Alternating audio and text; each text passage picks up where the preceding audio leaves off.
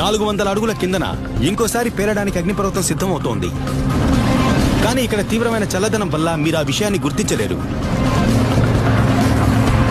మేము ఎత్తుకు వెళ్తున్నామని చెప్పొచ్చు, కానీ ఇక్కడ విజిబిలిటీ పూర్తిగా తగ్గిపోతోంది. బాగా మంచు కురుస్తోంది. మనం ఇంకా ఈ దీవిలో ఎంతవరకు ముందుకు వెళ్ళగలమో మాత్రం చెప్పలేను.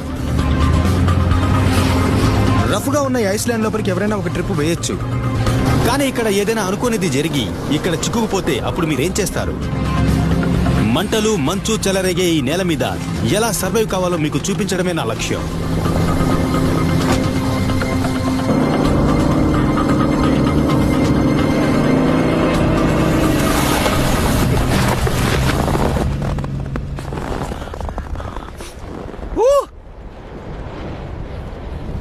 నాకు ఆ కారు కనిపించడం లేదు.